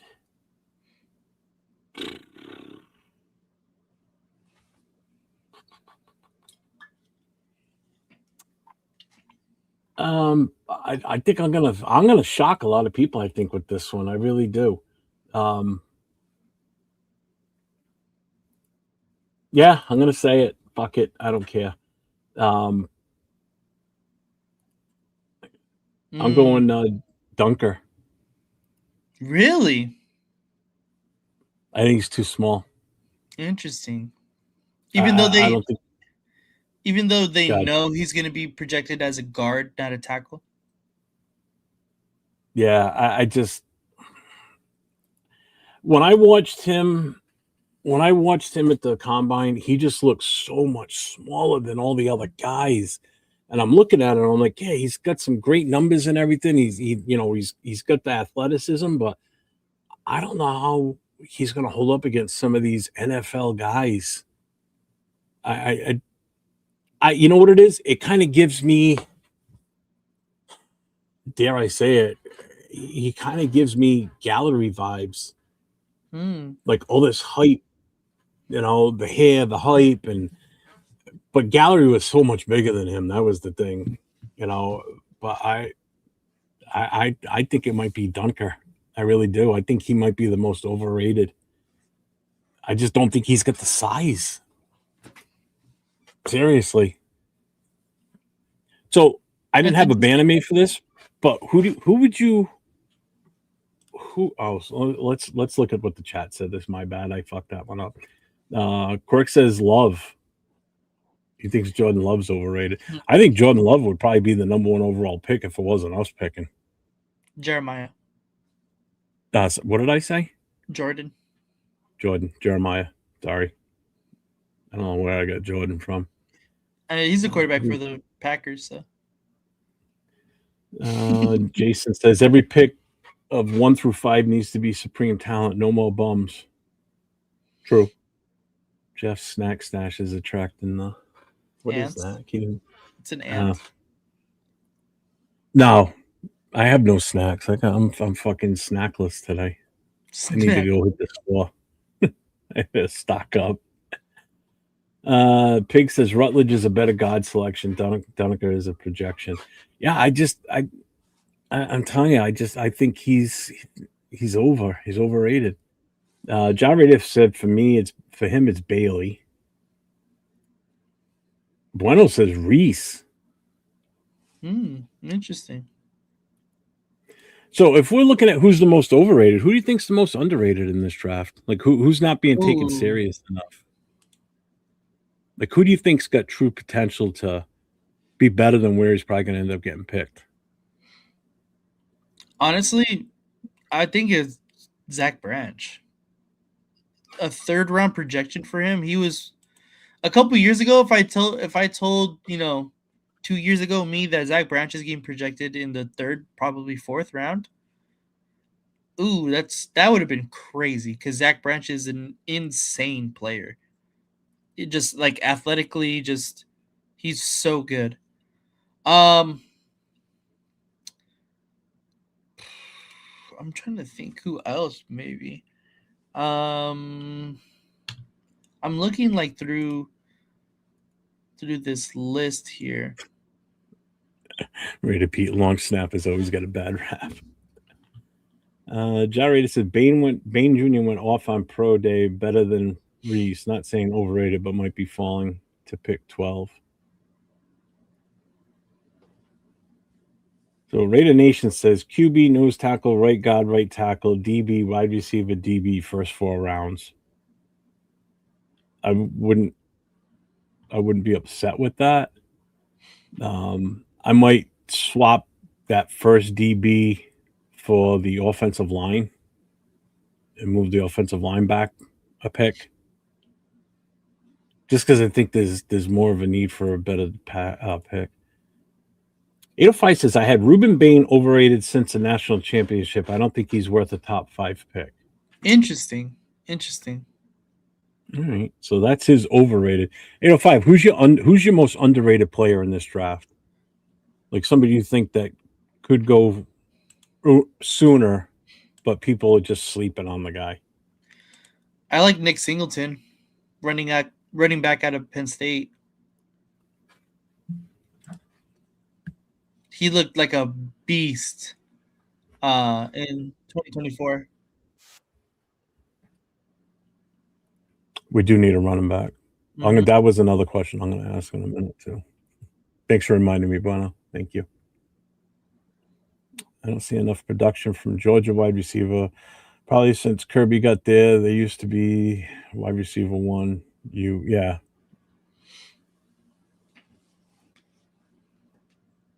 Yeah, I don't see us picking up Najee. We didn't do it last year. I don't see us doing it this year. Jonah Coleman is good too. So who are you going with? Your most underrated? I said Zach Branch, but I also like Nick Yeah. Singleton, running back out of Penn State. Yeah, Singleton is good. Yeah, he says Singleton's a good one too. I don't know if I got an underrated. I don't think I know enough about some of these guys to really say who's under. I can go with the overrated, but the underrated.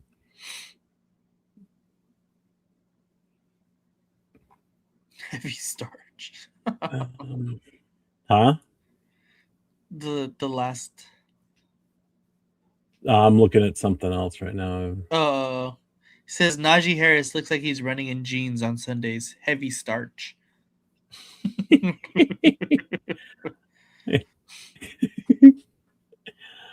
Oh yeah, there it is. What's up, Monster? What's going on, man? Oh, Big Citrus is underrated. Okay. You know what? You know what then? Yeah, I'm gonna not him. I'm gonna go with Corleone. I think Corleone could jump up from what I saw when I was watching those films. That just kind of reminded me because those are the two I've been looking at that I think could move up too.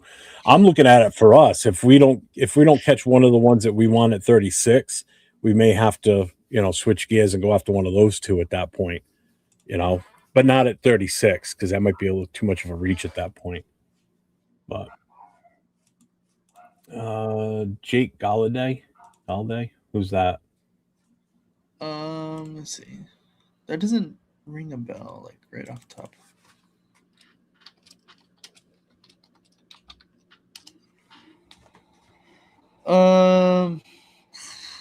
Linebacker out of Cincinnati. He's saying he's underrated. Okay. What's the word on him? Let's see. He's ranked 84 overall. 6'4", 240. He's one of the more notable rises of the 25 season. Had a strong pre-draft process. Could help him become one of the first linebackers selected in the draft. So his position rank, he's number 4 overall for linebackers. They're saying. Okay. 805 says, I think Sonny Styles will go way too early. That combine helped him a lot. He doesn't look like he has the natural instincts of a linebacker on film. Could hurt him in the league. Okay. What's up, Anthony Estrada? What's up, my guy? AO says Alex Kappa was underrated. I like Corleone too, Jeff. Shout out to 805 for putting me. That's what did it when you talked about him the other day, and I just started watching some of the stuff, and I'm like, yeah. Ooh, Josiah Trotter is good too. I'm still looking for my Jacob Parrish of this draft. Jari said, my underrated player NLB can agree as linebacker Anthony Hill Jr. Nice. Yeah, I do like Anthony Hill Jr. Linebacker out of Texas. Linebacker out of Texas. Texas Tech or Texas Longhorns? No, Texas. UT. I really like the safety out of South Carolina. He's not as good as Emanwari, but can certainly be close. and Josiah Trotter. Yeah, just I tried. So let me ask you this then too. If we're talking, we need a running back, right? What,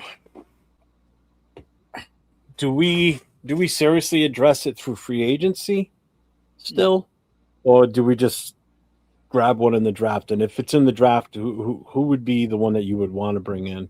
I think there's too many talented running backs in the draft to go out and sign Najee Harris or sign, whoever. Because Yeah, honestly, predominantly, we do want to use Ashton Genty. At least that's the thought. I know Clay Kubiak came out and said that they want to run a dual back system, a multiple back system, but um, they drafted what is his name? Who's the backup running back in Seattle? Charbonnet. Well, Charbonnet. he's gonna be the starter now. Now he's a starter. But they drafted Zach Charbonnet. Um, I think it was in the fourth round. Yeah. He was a really good running back out of Duke and UCLA. Uh, Honestly, probably one of the better running backs I've seen in person ever. He's really good. But they drafted him like later in the rounds, and he's been so productive. And the value of a running back has only dropped as far as recent years. So you can go into the fourth, fifth, sixth round, get a running back, and still feel confident of that guy being your number two back and getting quality starts as well, or not starts but quality touches. So honestly, I think we do go the draft route, and my pick for that late. It's difficult to say because I think you want somebody that complements Genty, but also does things different than what Genty does. Um, so that to me is getting a bigger back.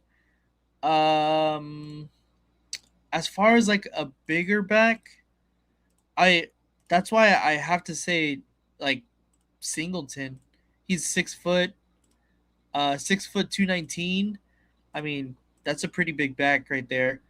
Um, or even his counterpart, Katron Allen, 5'11", 216. Like that's not a bad size for a running back either. So in my opinion, I think we probably go either of those guys. I like Jam Miller too, out of Alabama, but I think we go for the bigger, players. So you're 100% draft then, not bringing someone I'm in. 100% drafting. Yeah. All right. Pick says underrated to me means someone who's not on the radar at all, but will be relevant. Defensive tackle David Gusta from Kentucky, running back Jamal Hayes from Georgia Tech. I've actually drafted him a couple of times I think at the tail end, and then wide receiver kick return to Barry and Brown. I'm not familiar with any of those guys. I've seen. Oh shit! I've seen Haynes when I've done my mocks, just fucking around with it, trying to figure out certain players. AP says running backs are the one position that a rookie can thrive on day one, but a vet with durability is hard to pass on. I mean, who else is even out there besides Najee? So let's just appease ourselves here for a minute. Yeah, let's see. So let's see what's out here for running backs. So available right now for free agent running backs, we've got Joe Mixon, Najee Harris, Austin Eckler, Antonio Gibson, Nick Chubb. I think Antonio Gibson got. Oh no, I lied. Sorry. Ogabawali Mm-hmm. from Houston. Mostert still out there.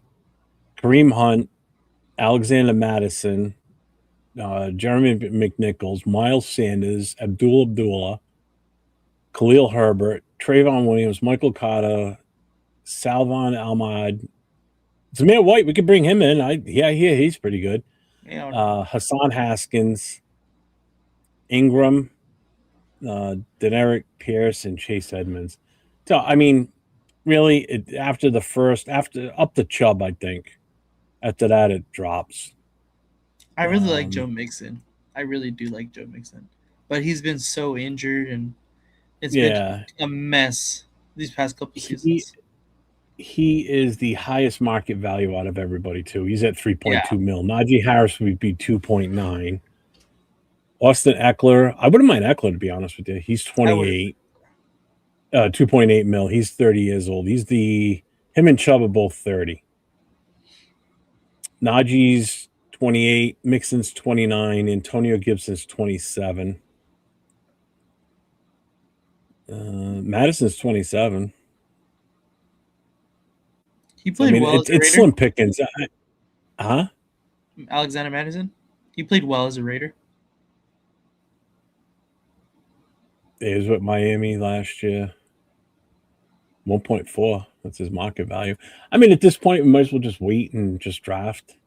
I mean, again, we're not looking for somebody to come in and and compete with Genty. Basically, we want someone that's going to be able to complement him, like you said. Yeah, It's going to be able to give him that break, so we're not beating the living shit out of this kid. Because I tell you, we're going to be a run-heavy team. We're going to have to be, especially if we're starting. If Mendoza starts, we have to be a run-first team.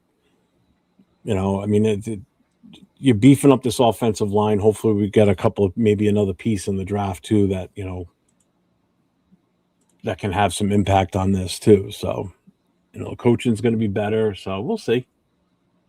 Monster says Keelan Black or Jim Miller around 6 or 7. In my mocks, Keelan Black's falling way down. yeah. He's still there late. What's up, Arnie? What's going on, man? Let's see. Eli Showers, Mike Washington Jr. from the draft. Or Eli. Huh? What's up, Ardell? What's going on, man? Look up Price, Notre Dame, and Adam Randall, Clemson. Isn't that the backup in Notre Dame running back? Yeah, Jadarian Price. Yeah. Let's see. Manungai is the 7th round last year for the Bears. Was it? Yeah, definitely. We've been saying Manungai last year too. We have been saying that. I can't tell you how many mock drafts I picked him up in last year, and actually I had him in a couple leagues in my fantasy too. even the kid, what the hell's his name?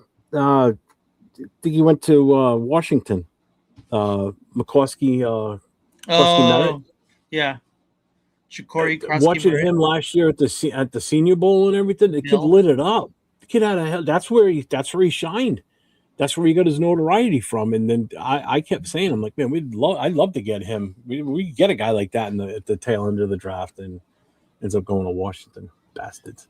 Nate rocking the Inland Empire Angels of San Bernardino. Ardell is fan of the Las Oak Sacramento A's. He said it right here. His homeless A's. My beloved homeless A's, yes.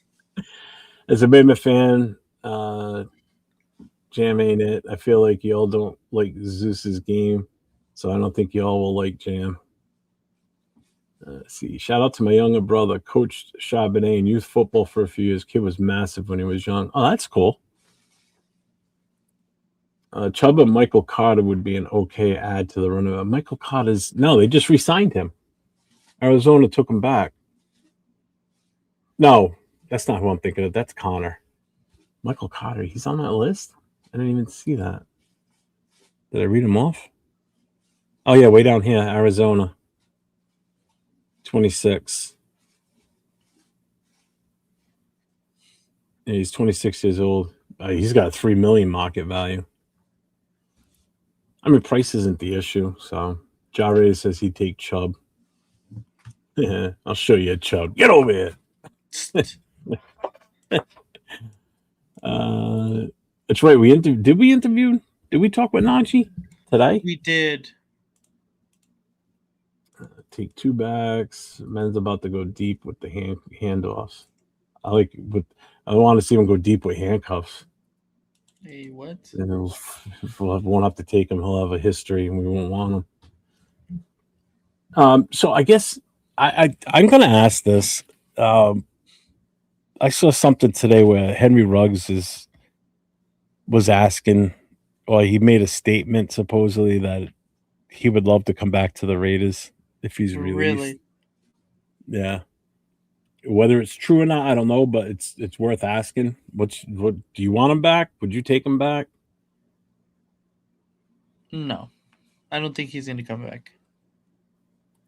I think he'll come back to the NFL, but it's just a matter of he comes back, if it's an option for us. I don't think we take him. No way. I would be shocked if we did. But you know where he'll go? He'll go to someone in the AFC West and end up burning us. You know that. Of course. Choice of words. Yep, of course it would.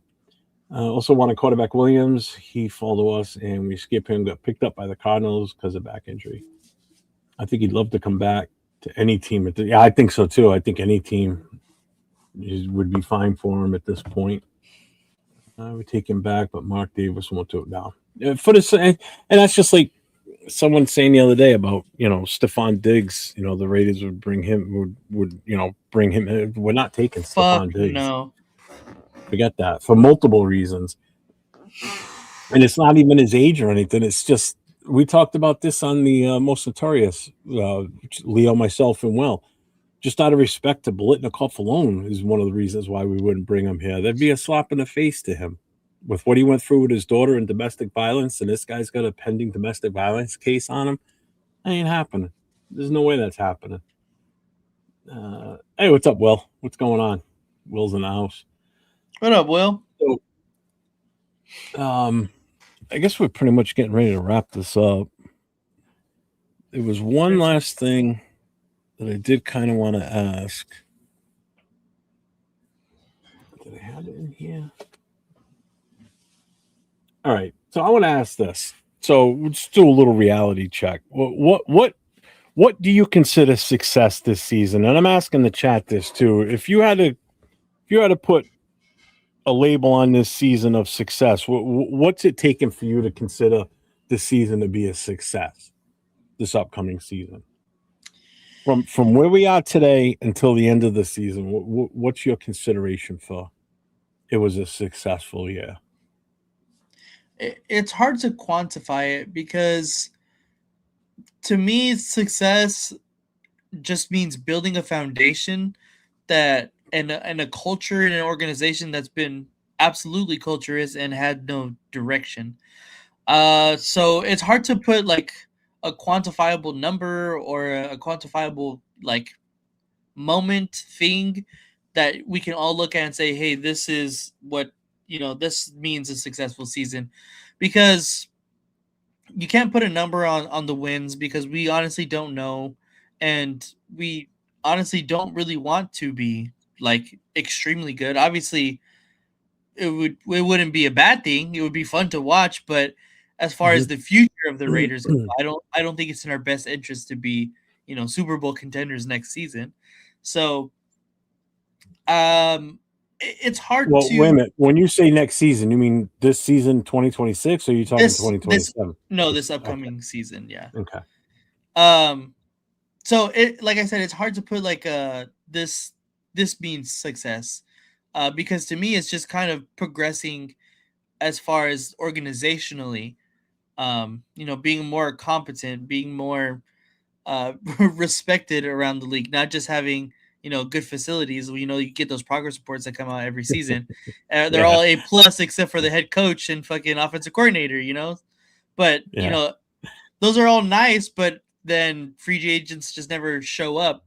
Like those facilities can only take us so far. And so that's why I feel like this regime has all of the right thoughts and mentality as far as building our organization up and a respected organization in the NFL where people are going to be proud to be a Raider again, to play for the Raiders and want to play for the Raiders. So to me, it's just the start of that. Becoming competent as an organization is successful, and it's already been on that track. So I think that once we get that foundation set, then I think it's going to be at the end of this year, then we can start to quantify, numbers and, timelines and things like that. But at this point right now, it's too hard to say exactly what success means for us. All right, I respect that because that's pretty much around the same thing I am. When I consider what's considered, or when I look at what's considered success for us, um, it's growth. It's the overall growth of the team, the maturity of the team together. Um, the offensive unit gelling or starting to gel, the offensive line coming together as a whole, everybody knowing that that's their set position. There's none of this bullshit going around. Um, it's just it's not. I just can't deal with another year like last year where there was no heart, there was no desire, there was no drive with the team. I just want to see where there's growth overall, like where we're not getting blown out, where we're staying the course. Everybody's giving it their all, and you can see it. There's no infighting, and that's why certain players that everybody talks about trying to bring in just won't gel right. And that's the last thing you want. You need to bring in players that have that same focus of getting better, improving the team, and moving forward. And the coaching staff is on board with that. So that to me, that's what success is. It doesn't equate to wins and losses in my eyes for season one with this new regime. Season two, all right, then we'll talk. We'll talk after the season's over next year, and see the direction we're going, who stays, who goes, what changes are made during the off season, as soon as the season's over. And then we'll start. Next year I'll put numbers on things. This year I'm not doing it. So that's my feeling on a successful year. Yeah, and I totally agree. I get that completely. And just like Buenos, they're making new friends. I got new friends. I'm too old to make new friends. Fuck everybody. Real though, even finishing the season with the same coaching staff we started the season off. Yeah, exactly. 100%. If they leave because they got hired somewhere else because it was a promotion, that's a good thing. I don't have a problem with that. It's right. When we're firing guys because they're not doing their job right or the unit was bad, that's different. But yeah, that's, you know what? Good point, Bueno, man. God bless you. That's something I even overlooked. Same coaching staff at the end of the year going into 2027 without any changes. That's success. Because that'll be the first time in how many years that we haven't had to fire a coach or relieve a coach of their duties or a coordinator. So yeah, that would be success. And Will says, keep talking to me in that sexy voice. Sexy nerd talk, Nate. Oh boy. Success is a number 8. 8 wins or more unlikely, but that's it. Yeah. No, definitely good point, Bueno. That was very well. That's a good point. Placed in there. So playoff team or not? No, I'm not doing that one. That's funny. All right, Nate, you got anything coming up this weekend? Honestly, no. I don't know if anybody would be interested, but I go to the Angels home opener every year. I'm allowed to take my camera with me. So I was thinking about doing not like a vlog, but just kind of like everything that happened because it's a full day event. They have like player meetings. They have, like a whole ceremony in the beginning of all day. Then of course the game, and there's going to be a big fan tailgate there. So I might, so just is that kind like of the one game it. a year that they give it their all for their home fans, and then the rest of the year they suck? A little bit. But yeah, I was thinking about just kind of recording it and posting it, just see kind of how it does, see if anybody's even interested in it, of course. But if I lived out there, I'd go with you too. I would go. Thank you, appreciate that. So I would be an Angels fan just because of you. I wouldn't be a Dodgers fan. Yeah, nobody likes the Dodgers. Nah. Stupid blue. But yeah, so honestly, I think I might record it, just post it, just see what happens. Cool. But that's not until a week or two from now, so that'll probably be out a little bit later. All right. You get nothing going on this weekend? No shows planned or anything? No shows planned. Me and Raf are talking about doing something pre-draft stuff, so look out for that on me and Raf's channels. Go make sure to like and subscribe both of our channels. We're probably gonna do something together, some draft talk. I'm not sure when, but yeah, that's kind of everything I have in the works right now. And then I still need to DM Jason. So Jason, if you're still on here, I'm gonna DM you right now. Jason Downs. Yeah. Yeah. So, well, because Nate's got the luxury of this year, day one of the draft is on Thursday night. So that's our normal Thursday night that we do our shows. So obviously I won't be here to do the show with him. So he's going to do something that night live for the draft. So make sure you guys tune in with him.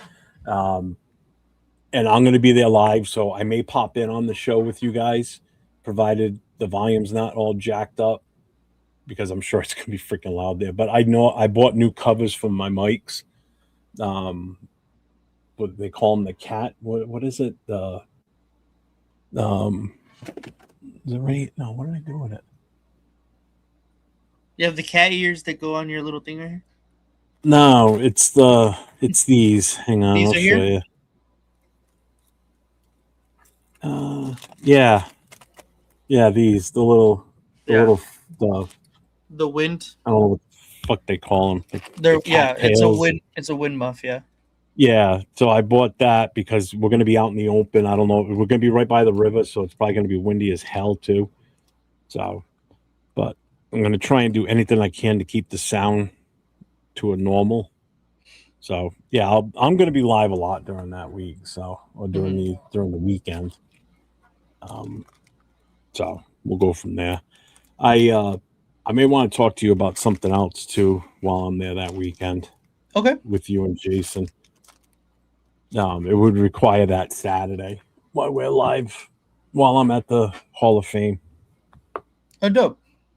So, but I got my show tomorrow night, No Huddle, 9:00 Eastern, 6:00 Pacific. Again, it's open to all fans of all 32 NFL teams. That's not a Raider-specific show. That's Saturday night. Raider Nation Voices with myself and Jason Downs, 10:00 Eastern, 7:00 Pacific. Where it's open to all Raider fans. The phone number, as you usually see, is right. Nope, my banner's still up. Phone number is right here. It's 401-830-9189. You can call now, leave a voicemail. We listen to the voicemails live on the show. When we open up the phone lines on the show, you can then call in. So that's all I got going this weekend. And then I got the weekend off after that. So nothing else. You good? All good. So we kind of got to have something big planned for next week that we're going to set up and do next Thursday. So we'll see how that goes. I got a lot of work to do. I got a week to get it done. Let's put it that way. It's not going to be easy. What's up, Coach? What's going on? He says, "How could you not like the Dodgers? The Brooklyn. What the fuck's that doing in your hat? The Brooklyn. What pin is that right there? Is that a fire department pin? Yep. The LA Fire helmet. Yep. The Angels last season, their home run celebration was to put on the fire helmet, supporting the supporting the fire department and with all the fires and stuff. So Mike Trout is good friends with the chief of the LA city county. I think it's county. He's good friends with the county department chief. So they allowed him. He asked him, "Hey, would it be cool if I can use your helmet for the home run celebration?" He said, "Of course." So all last year, that was their home run celebration. They put on the fire department helmet. So they made it into a pin, and I had to get one. How'd you get can you get another one of those pins? I can look for one. Yeah. Let me know if you got one, because I would absolutely love one. I would add that to my collection with all the other fire memorabilia I have. Yeah, definitely. That'd be awesome. I've got everything from my old station, the station that I was on that shut down. Mm-hmm. I got all the photographs. I got the log book. I got all that stuff. I got like all the history of the old department and everything. So that's dope. Oh, he'll be at the game. Oh yeah, definitely. If you see me, for sure. I normally I'm there all day on the home opener. So definitely, if you see me, say what's up for sure. Hit him up on Instagram. It's LV Ray to 10. So if you got Instagram, I don't want to mispronounce your name again. I'll get yelled at. So a win muff. Yeah, I got a muff for you too. Let's see. Who knows? Maybe we'll be sporting Chubb by train. That's funny. Oh God! Don't believe the Angels' communist propaganda. Hey, I actually stayed at a hotel right next door to the stadium back in '84. So, all right, everybody. Thank you, everybody, for being here tonight. We appreciate you. Again, make sure you get over to Nate's channel if you haven't already. Hit that subscribe, hit the thumbs up, hit the like for today's show, and follow him, man. Follow this man. He works his ass off too. So, and until next time, folks, stay safe. Go Raiders.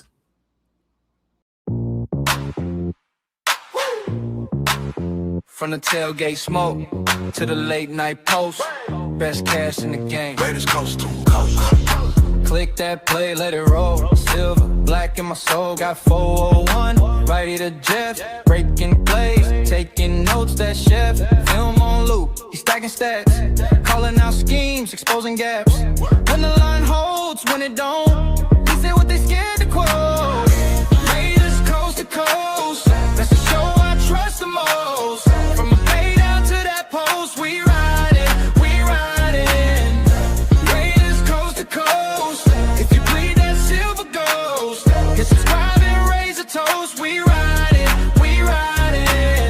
LV Arena 10, bring that flame. Live from the desert, loving this game. Stories from the stands, from the strip. Heart in the huddle every trip. They debated, never fake it. Caught a draft pick, celebrated when the shield shine bright on screen. You can hear the whole fan base scream. Let's go! Let's go. Raiders coast to coast, that's the show I trust the most. From the bay down to that post, we riding, we riding. Raiders coast to coast, if you bleed that silver ghost, hit subscribe and raise a toast. We riding, we riding. Through the whole Coliseum to the lights where we see them YouTube on. That's the spot for the real talk, real plot forward. Rid of Jeff, LV rid of 10. Run it back, run it back, run it back. Play that episode again. Raiders coast to coast, it's the show I trust the most.